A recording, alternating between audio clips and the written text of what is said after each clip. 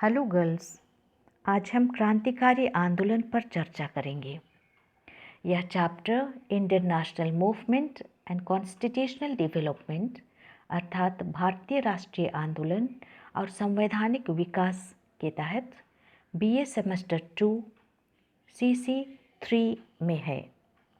क्रांतिकारी आंदोलन की पृष्ठभूमि में हम देखते हैं कि पराधीनता से उत्पन्न ग्लानि, साम्राज्यवादी शासकों के राष्ट्रीय आंदोलन का दमन और अत्याचार तथा कतिपय अन्य कारणों के परिणाम स्वरूप 20वीं सदी के प्रारंभ से ही भारत में अपूर्व राष्ट्रीय जागृति की जो लहर आई वह दो धाराओं में बट गई।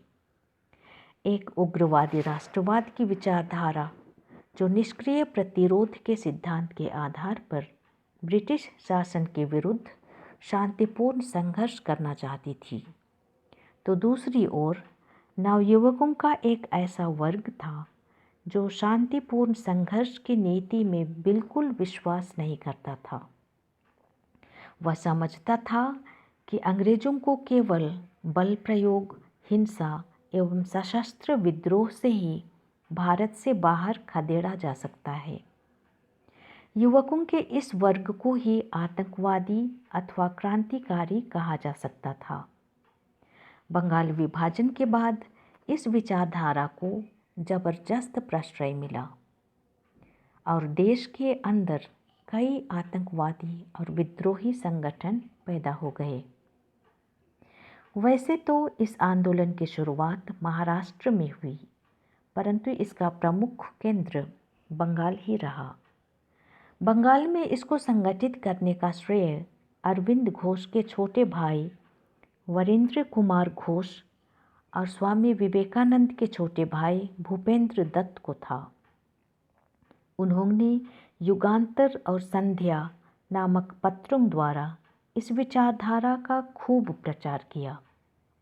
वरेंद्र कुमार घोष ने अपने लेख भारत में पुनः गीता युग में क्रांति के अग्रदूतों का आह्वान किया कि वे ईश्वर पर भरोसा रखकर उसकी शक्ति का प्रयोग अंग्रेजों के विरुद्ध करें।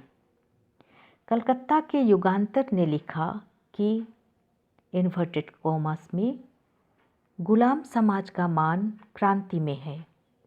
रक्तपात के बिना देवी की विजय पूर्ण नहीं होगी। बाहरी हस्तक्षेप करने वालों के सिरों को काट दें। 7 करोड़ एक साथ तलवार उठा लें। इस प्रकार लेखों से नवयुवकों को काफ़ी प्रोत्साहन मिला। अब यह क्रांतिकारी आंदोलन जोर पकड़ने लगा और पूरे देश में फैल गया।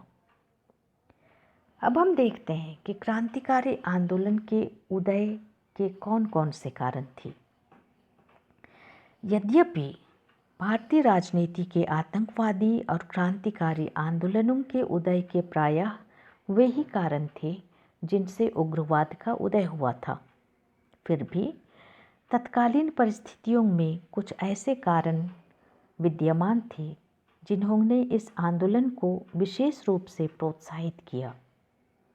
भारतीय राजनीति में आतंकवादी आंदोलन के उदय के निम्नलिखित कारण प्रमुख रहे हैं। पहला कारण, 19वीं शताब्दी के अंतिम चरण में ब्रिटिश सरकार की भारत विरोधी नीति के कारण सारे देश में आर्थिक असंतोष की लहर फैली हुई थी। अकाल, महामारी और भूचालों से एक ओर जनता की आर्थिक कठिनाई बढ़ती जा रही थी, तो दूसरी ओर सरकार द्वारा अपनाई गई नीति के कारण शिक्षित भारतीयों में बेकारी की समस्या उत्पन्न होती जा रही थी।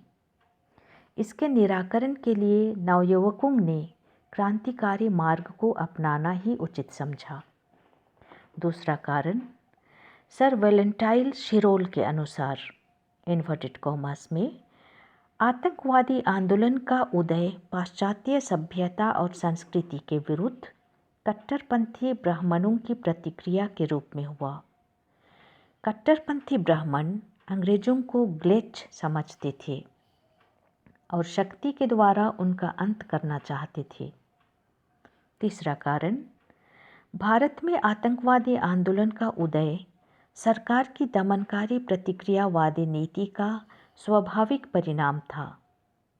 वैसे तो ब्रिटिश सरकार द्वारा भारत में निरंतर इस नीति का पालन किया गया, लेकिन लॉर्ड कर्जन के शासनकाल में इसे पराकाष्ठा पर पहुंचा दिया गया। लॉर्ड कर्जन ने भारतीय आंदोलन को छिन्न भिन्न करने के लिए अनेक कार्य किए, किंतु सबसे अप्रिय कार्य था बंगाल का विभाजन। कर्जन के इस कार्य के विरुद्ध प्रतिवाद और आंदोलन की झड़ी लग गई। सरकार ने इस आंदोलन को निर्ममतापूर्वक दबाने के लिए आतंक का राज्य कायम कर दिया। इससे नवयुवकों के क्रोध की सीमा नहीं रही और वे आतंकवाद का सहारा लेने के लिए बाध्य हो गए। चौथा कारण, सरकार से अधिकारों की मांग करने की अनुनय विनय की शांतिपूर्ण नीति पूर्णतया विफल हो गई। भारतीयों की शांतिपूर्ण मांगों के बावजूद अंग्रेजी सरकार की साम्राज्यवादी नीति में कोई फेरबदल नहीं हुआ। परिणाम स्वरूप युवकों को यह विश्वास हो गया कि हाथ पैर जोड़ने से स्वतंत्रता नहीं मिलेगी। इसके लिए क्रांतिकारी तरीकों का सहारा लेना पड़ेगा। आगे हम देखते हैं कि क्रांतिकारियों के उद्देश्य और कार्यक्रम क्या थे। क्रांतिकारियों के कार्यों की पृष्ठभूमि में एक निश्चित दर्शन था और उनका एक सामान्य लक्ष्य था। सरकारी खजानों को लूटने, सशस्त्र डकैती, हत्या और बमबारी के जो भी कार्य उन्होंने किए, उनका एक ही लक्ष्य था, स्वतंत्रता की प्राप्ति।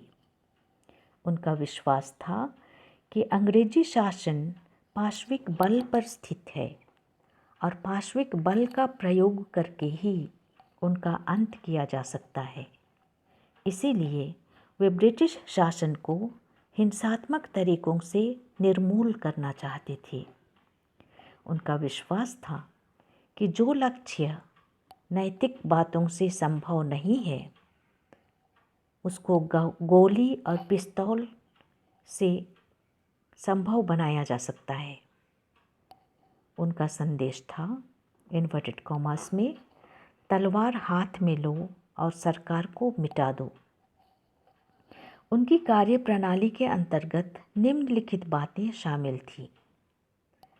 नंबर 1, पत्रों की सहायता से प्रचार द्वारा शिक्षित लोगों के मस्तिष्क में दास्ता के प्रति घृणा उत्पन्न करना।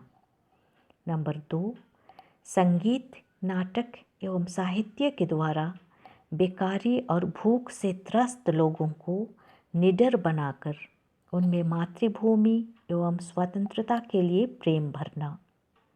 नंबर 3, शत्रु को प्रदर्शनों एवं आंदोलनों में व्यस्त रखना। नंबर 4, बम बनाना, बंदूक बनाना तथा अस्त्र शस्त्र चोरी से उपलब्ध करना तथा विदेशों से प्राप्त करना।